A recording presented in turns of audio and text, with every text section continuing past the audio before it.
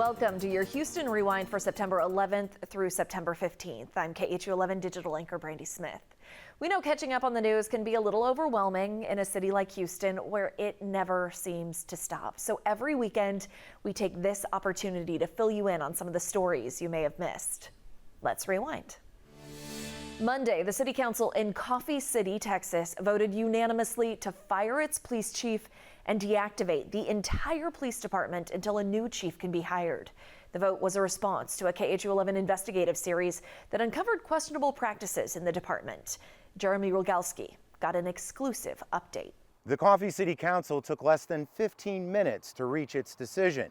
It means this tiny town of 250 people that once had 50 officers on the force now has none. Coffee City Council members took swift and serious action after what KHOU 11 investigates uncovered. A police department that routinely hired cops with troubling work histories, hired by a chief, John J. Portillo, who had an unresolved criminal charge and who launched a questionable warrant division with officers who didn't even work in Coffee City. There was things that we weren't aware of, and that just really opened our eyes that, there's major changes that have got to be made and made quickly. Portillo had tried to email his resignation before the meeting, but council members refused to accept it and instead outright fired the chief. And in a bombshell move, it also voted to deactivate the department as a whole. We just felt it was best to basically terminate the program. That way we were able to go out, find a new chief, let him do all the proper evaluations and determine if he wants to rehire anybody or just start from scratch. The action was welcome news for many residents who say they've lived with over-aggressive policing for too long. Ever since we moved here, it was every day cop pulling in for one reason or another. Something needed to happen, that's for sure. The Henderson County Sheriff's Office will respond to calls for the time being. As for the 50 full-time and reserve officers, we're told they will not be allowed to perform police officer activities unless or until they're picked up by another department. Finally, we reached out to John J. Portillo for comment. We have not heard back. You can watch Jeremy's original 3-part series on Coffee City as well as follow-ups at khou.com/investigations. A Houston artist says someone impersonating a government agent drained his life savings. Hundreds of thousands of dollars gone. The victim shared his story with Troy Kless. The original is right here.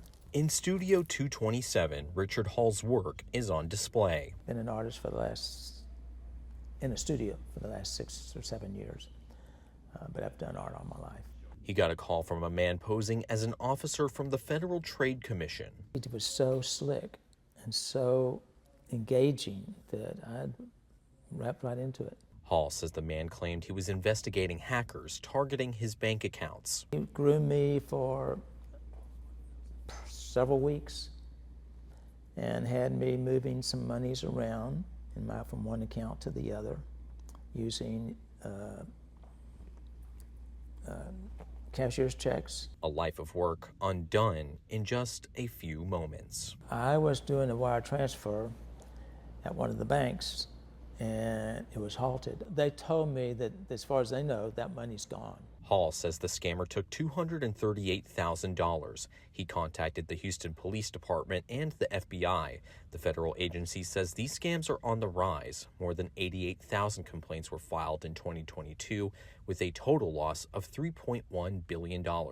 Hall is warning others to look out for the signs he wished he noticed. That's the hardest part. And then knowing that I was so naive and got suckered. But I can say this has been a wonderful community. Other artists helping him while he recovers from the loss. We have a link to that GoFundMe on khou.com. Just look for this article. Dead fish started to wash up on the beaches in Galveston last weekend, especially along the west end of the island. Meteorologist Pat Kavlin explained why it's happening. Well, if you were looking for a beautiful early September weekend at the beach, you got it weather-wise. However, if you came to the beach community of Sea Isle just to the west of Galveston, you were greeted by this. Hundreds, if not thousands, of dead fish lining the shoreline for as far as the eye can see. Certainly a bit of a jarring sight and smell for anyone coming down here to relax. So we spoke with Katie St. Clair from Texas A&M University at Galveston to see exactly how common these kinds of fish kills are and what could lead to such a huge amount of fish on the beach. During this time of year, when we're in this late summer, early fall, we have these really elevated air temperatures. We also have really high water temperatures. The water holds less oxygen than normal just because of physics and the properties of water. So primarily we see this a lot, especially with our schooling species. So a lot of times we see this especially with species like Gulf menhaden. We are sometimes concerned about bacteria levels, and so certainly your local authorities are going to make sure the water is safe to continue to recreate in, and we'll put out any advisories as needed. So just to recap, we don't know the exact cause of this fish kill, but they are common this time of year as water temperatures go up. The oxygen level that fish need to survive starts to go down. So you as a beachgoer basically just try to avoid these areas. The smell is pretty bad. And as the fish decay on the beach, bacteria becomes a concern as well. Now in terms of cleanup, it really depends on where the municipality is, but if the fish kill is large enough, crews will come out and handle the fish. Otherwise, they just let nature take its course. We're reporting this evening from the Sea Isle community on Galveston Island. I'm meteorologist Pat Cavan. We'll send it back inside to you. Tuesday, KHOU 11 got an exclusive look at a new task force with the Harris County Sheriff's Office aimed at protecting kids who run away from home. Too many of those kids are being sold for sex on the streets, trafficked when they're as young as 12 years old. Matt Doherty tagged along for the task force's first operation. For years, the parents of missing children say the term runaway has held back efforts to find their kids. But now, with a better understanding of how children become the victims of the sex trade, that appears to be changing. We recently followed a task force aimed at locating some of those missing kids. Law enforcement officers say it's working. But for some parents, they say a task force like this one has come too late. It's a hot Friday afternoon in August. Sheriff's Office, come to the door. These deputies are part of the Harris County Sheriff's Office's runaway rescue operation, focused on finding missing kids ages 12 to 17. So you haven't heard anything from her? No, I have not. At this apartment complex in North Houston, investigators speak with the mother of 14-year-old Tiriana Chambers. So you don't know, like, if she's staying with somebody or where we can go look for her? Tiriana was reported missing on July 22nd. And I don't want nobody to hurt my baby. I got you. Oh, right. Yeah. So that's why we're out here. Investigators believe the teen is in a bad situation. We have reason to believe that she may be in communication or staying with an adult male. She is 14 years old, and this male is possibly in his 30s. We don't really know the relationship yet. Without any leads, all deputies can do for now is update her missing persons report. Kristen Galvan was just 15 when she disappeared. We could have had Kristen within 24 hours had, proper investigation been done, protocol been done. We could have had her back. We spoke with Kristen's mother outside of the federal courthouse in downtown Houston. One of her daughter's sex traffickers just pleaded guilty. Kristen Galvan left home in 2019. Houston police found the 15-year-old on this stretch of Bissonnette in southwest Houston known as the Track. Kristen was being sold for sex by a mother and her son. He had 12 victims locked in a house here in Houston, and he would traffic them on Bissonnette Street, and they had to make upwards of $1,000 to $1,500 a day. And if they didn't, he would use beatings, not feeding them, just force and assault if they didn't meet their quotas. Kristen was returned home, but after 2 weeks she ran away again, a second time. She was never seen or heard from again. Robin Corey says her daughter wasn't running away from home. She was running towards something. She was lured into the sex trade, recruited in her high school, and on social media. It came out in court that Instagram was a big pull in her grooming process as well. When Kristen disappeared, there was no runaway task force. In fact, that word runaway made it hard for Robin to get anyone to take her daughter's disappearance seriously. I begged, I pleaded, I begged them for an Amber Alert, and they wouldn't give it to me. Now, things may be changing. Sheriff Ed Gonzalez says this recent operation helped find 31 runaway children, including some who may have become trafficking victims themselves, just like Kristen Galvan. There's absolutely no leads on my daughter. It's complete silence. In Houston, I'm Matt Doherty, KHOU 11 News. The sheriff's office says that first 3-day operation got results. It says its missing person unit is always active, but this sort of targeted initiative is new.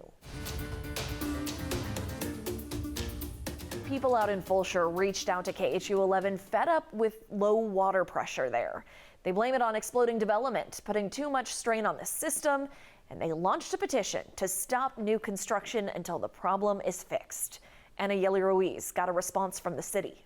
Residents in the small but growing city of Fulshear are angry. They say for weeks they've been dealing with low water pressure. We have to choose between being able to do our laundry and wash dishes. We can't do them both at the same time. The worst times, they say, early in the morning and in the evening after work. It's totally frustrating. We end up staying up till like 2 or 3 o'clock in the morning doing laundry. And some say it's not just the pressure, but also the color and the odor. And this is the water. I was trying to fill up a little pool for my little granddaughter. A kiddie pool full of discolored water, just a sign of what some worry is yet to come as new development continues. The more houses and the more connections we're getting, or the more people that are needing that water. And if we can't supply water for the people who live here right now, why are we continuing to build? Tonight, Fulshear's mayor says the city is looking into it. The system itself was designed to be able to handle this amount of capacity, and it's not. So we understand that. So we're working around the clock to determine what's going on. As for the new construction, he says the city is planning for that too. The future growth is accounted for in these projects that are already in the pipeline. They're already under design. But residents say they just don't feel the new projects will be ready in time because the problem is now. And they're asking the city not to issue any more construction projects. Rate of construction is just unmanageable and it's irresponsible, in my opinion. Those neighbors told Anna Yeli they plan to pack this week's city meeting about the issue, which is scheduled for Tuesday, September 19th.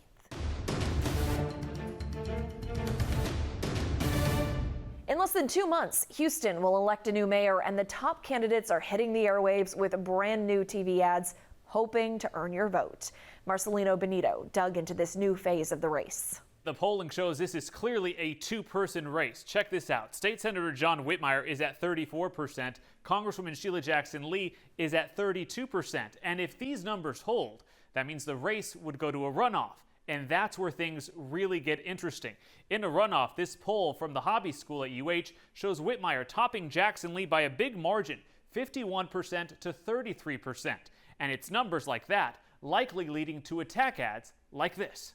John Whitmire and Greg Abbott together made getting guns and bringing them into schools easier. Jackson Lee attacking Whitmire, a fellow Democrat, and linking him to Governor Abbott and President Trump, two boogeymen for Democratic voters. KHOU 11 political analyst Brandon Rottinghouse says that is strategic. The gloves are off. This is a new kind of race.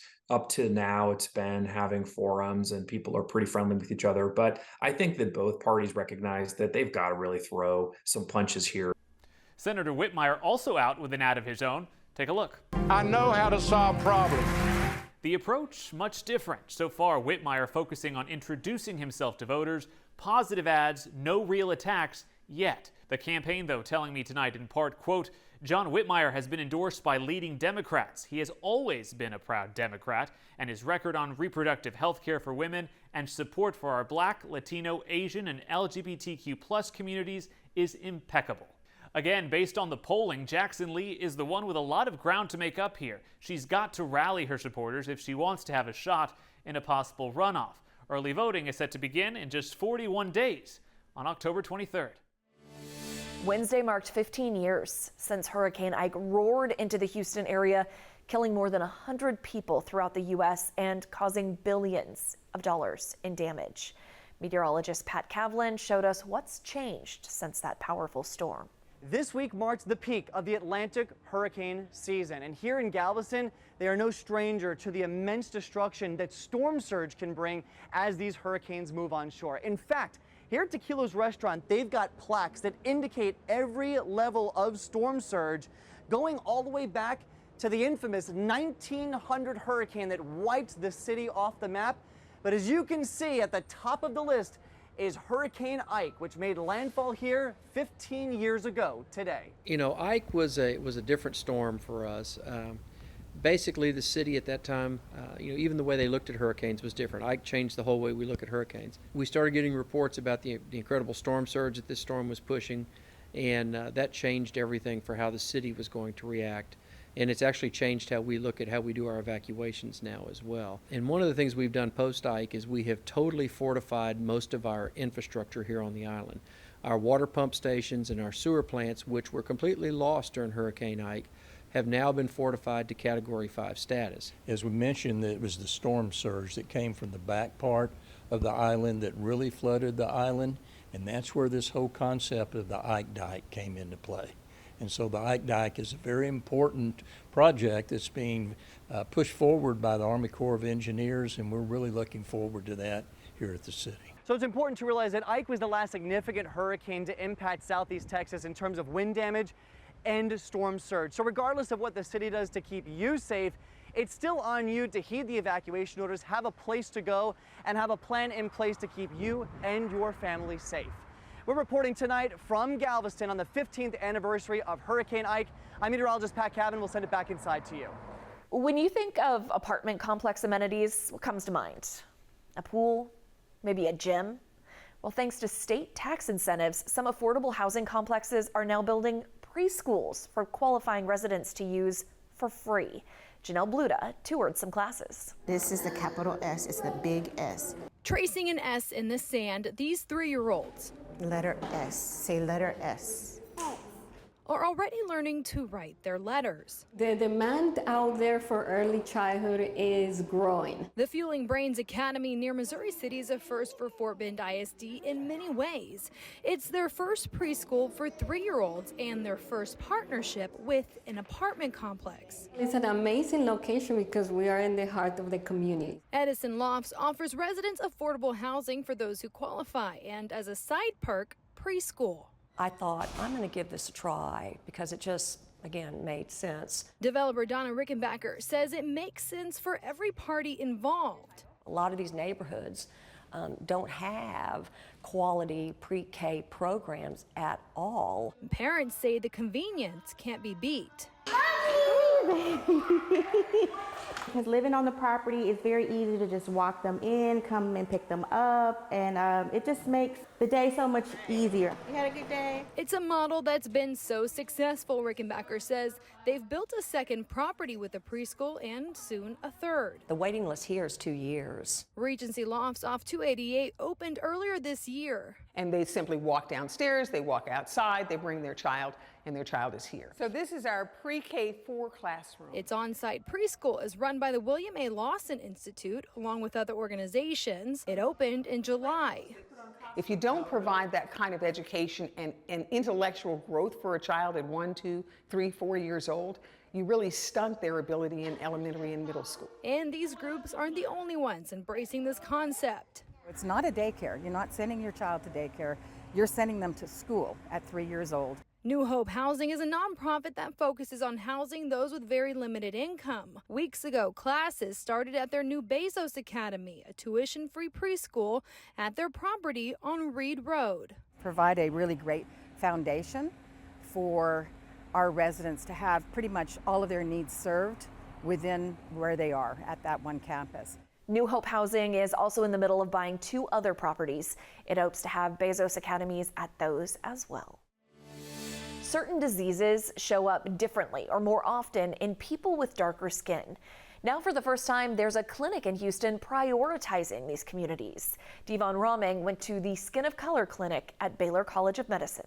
It's being called a game changer. Hi, how are you? at the Baylor College of Medicine's dermatology office in the Med Center. Taking care of dermatologic issues for Black and brown patients. The new Skin of Color clinic, under the direction of Dr. Owatewa Oyorende, has a twofold component offering resident and doctor training while also aiming to provide care to patients of all ethnicities and to provide culturally competent care that speaks to their culture, potentially their religion, and then also specific things that present differently in darker skin. Ranging from a number of issues impacting both men and women. Eczema is a huge one, pigmentary disorders, keloids or abnormal scarring. Scarring hair loss affects Black women in a different way than a lot of other patients, and it's very common. Dr. Oyorende says many of these disorders go untreated due to the health disparities in communities of color. One is the concern that people don't understand your skin or don't understand what's going on with your skin. Two is this idea that skincare is like a luxury, right? That it's not a necessity. A necessity which the Skin of Color Clinic hopes to make an affordable priority for those in need. I think that putting a name to the clinic helps patients to know that. It doesn't mean that I'm the first dermatologist here that is giving excellent care. It just means that we're putting a sign up so that patients know, this is a good place and a safe place for you to come. In the Med Center, Devon Romming, KHOU 11 News. Thursday, the Houston Police Department announced changes to its pursuit policy. Perhaps too late for some families. Jason Miles spoke to the mother of a rideshare driver killed by a fleeing suspect last year. 1 week after an HPD sergeant's own mother died in this horrific police pursuit-related crash. It's all right if we don't pursue a suspect. Chief Troy Finner and others announced revisions to the department's chase policy, the first since 2018. We will now prohibit pursuits of suspects when the only possible offense is a Class C, also a traffic or misdemeanor warrant, or a non-violent misdemeanor warrant. Yesterday marked 15 months since 27-year-old Chaz Jubert was killed when a fleeing suspect struck his car. It happened during a chase reportedly initiated by a traffic violation. It has been terrible. Mother April Jubert spoke with me from Louisiana and says her 5-year-old grandson still asks about his dad, who died while moonlighting as a rideshare driver. To see last week that someone in the police division with HPD lost their mom, and now you want to holler, stop the chase? It's a slap in my face. But HPD says the review started months ago based on data like 1,300 pursuits year to date, a 26% jump since the same period in 2022. The department says there's about 5 pursuits per day, lasting an average of 6 minutes. Officers are among more than 170 people injured in chases this year, in addition to 4 fatalities. It's a pain that just won't go away. It don't get better. The Houston Police Officers Union also weighed in on the new policy, saying it allows for the protection of innocent citizens while still giving officers the ability to catch violent offenders who disregard the safety of others just to avoid arrest. You can read the policy yourself in this article on KHOU.com. Most abortions have been illegal in Texas for more than a year now, but some Texas counties are trying to go a step further by passing so-called abortion trafficking ordinances. Janelle Bluda took a closer look at what these new rules do and whether they can even be enforced. It's an ordinance 2 Texas counties have already passed prohibiting what the counties are calling abortion trafficking. The first was passed in Mitchell County in July, another, this one in Goliad County just weeks ago. It reads, it shall be unlawful for any person to knowingly transport any individual for the purpose of providing or obtaining an elective abortion. This section shall apply only if the transportation of such individual begins, ends, or passes through the unincorporated area of Goliad County. It means effectively, if someone drives a pregnant woman through Goliad County to obtain an out-of-state abortion, that driver can be sued, not by the county, but by another citizen. Anyone who aids or abets someone crossing state lines in order to procure an abortion. But tonight, University of Houston law professor Seth Chandler told me there's just one problem. I suppose the sponsors of these ordinances feel that that is constitutional. They're gravely mistaken. It is not constitutional to restrict interstate travel in that way. He says if someone is accused of doing this, they could still be sued, and the issue would likely get settled in the courts. They hope that it will create enough of an intimidation that people will be afraid to help a loved one or a friend. Former Texas Senator Wendy Davis is now a senior advisor with Planned Parenthood Texas Votes. She believes the real purpose behind the ordinances is to create fear. I have no doubt that there will be other cities and counties that attempt to do this. Texas Rights Life hoping that's exactly what happens. The anti-abortion rights group is applauding the new rules.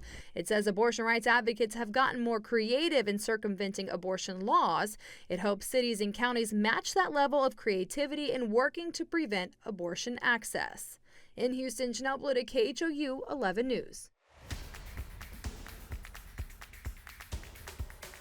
Ahead of her induction into the Texas A&M Hall of Fame, soccer star Shea Groom took the drive with Jason Bristol. Is this my Uber? It is not an Uber, but it's Shea Groom from the Houston Dash, Hall of Famer Shea Groom. Is it weird to hear that? Like, you're going to be a Hall of Famer for Texas A&M athletics. I know. No, that's weird. I don't know if should I add it to the end of the name? You don't look at yourself as a Hall of Famer? I mean, no, not yet. How do I get out of here? Okay. Down there, no, you're good. I was like, wait, what? We'll cut this I know, part it's out. confusing. You're obviously a very highly rated high school player. Was there any anxiousness that maybe I'm not as good as I thought I was when you first get there? Yeah, funny enough, 2011 was my first year at A&M, and I get there, it's the hottest summer in Texas. I've been there, for a whole month, like practicing this fitness test with our strength coach, and then it comes to the day, and instead of doing it at 6 a.m., we do it at 10 a.m. Completely failed that. But so did the rest of half of the team. It was such a wake-up call. I remember calling my youth coach, I can't do this. Obviously, I got over that really quickly. So at what point do you realize I belong, I can do this? I think I'm a gamer, so once the game started, I felt right at home. You're recovering from an ACL injury. I'm like, does this happen to old people?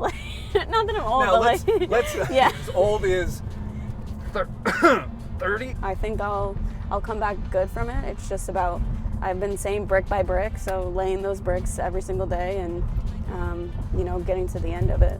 Watch more episodes of The Drive at khou.com/sports.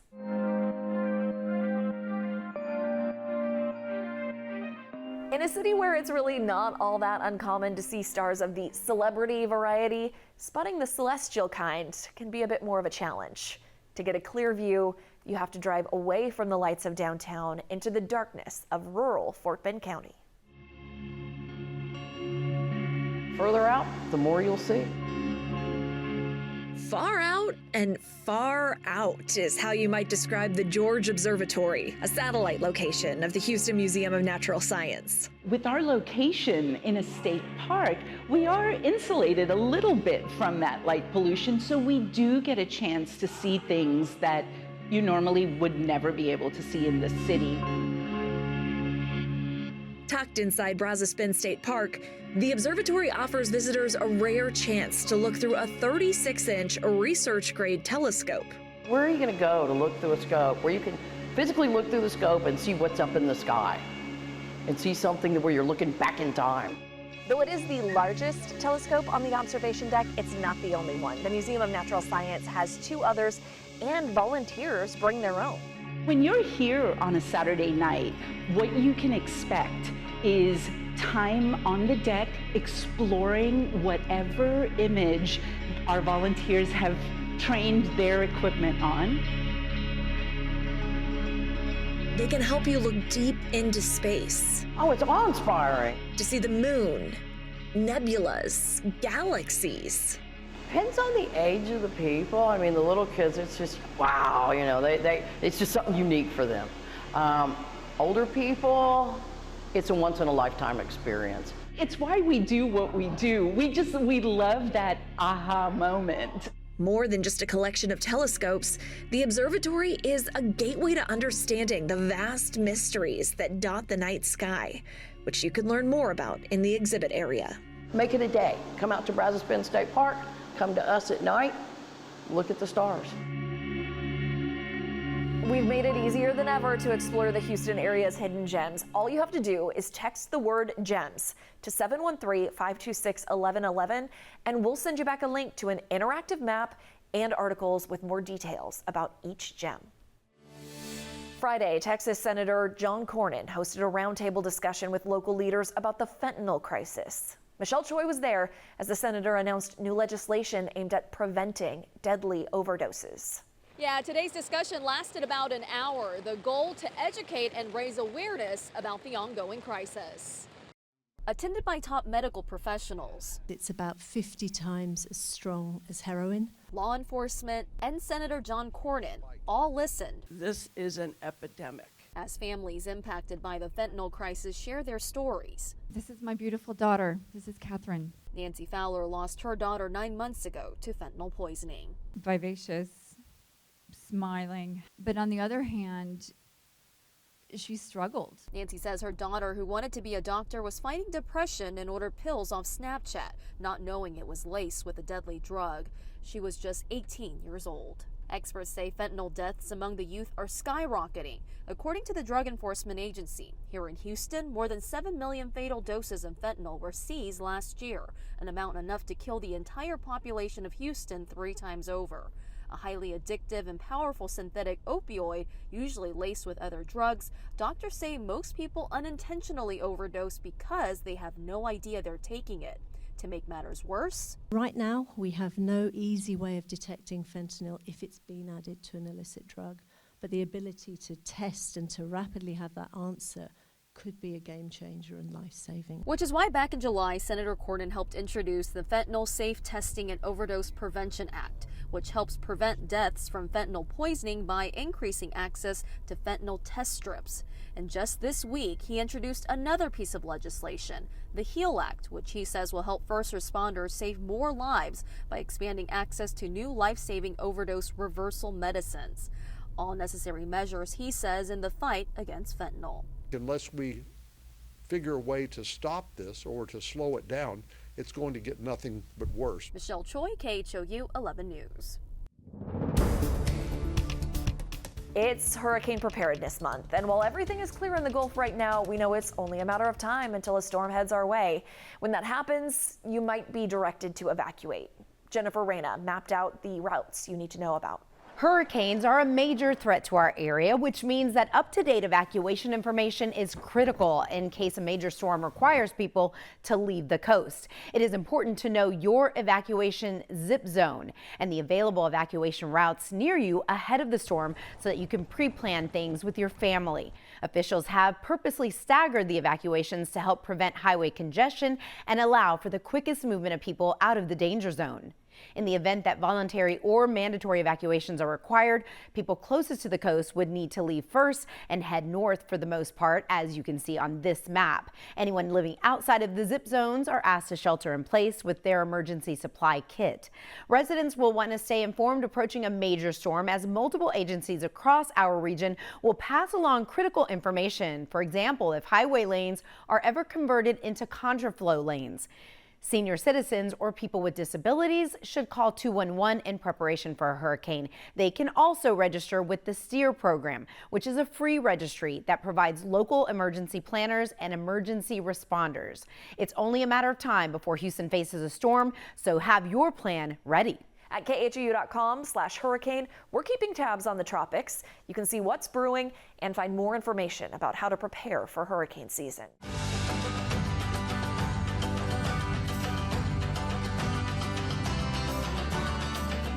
Friday marked the start of Rosh Hashanah, a 2-day celebration of the Jewish New Year. It's filled with traditions involving prayer and delicious food.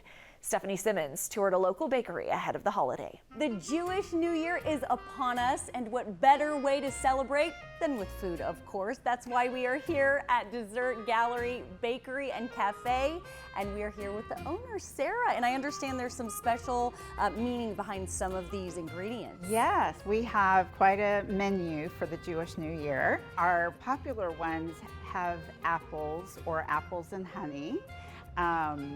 because of the symbolism of wishing everybody a happy and sweet New Year, Oh, the holiday. the sweet part. I love Apples that. and honey is very typical to be served at Rosh Hashanah. And walk us through some of these cookies for people who aren't Jewish. People may not know. They know they taste good, but they may not know the meaning behind it. Yeah. So we do these beautiful hand-decorated cookies, and we created these for the Jewish New Year. We have a shofar, which is blown for the holidays to call everybody to worship and to remind everybody to get out of their sleep and to come to life for the new year. Shana Tova means Happy New Year.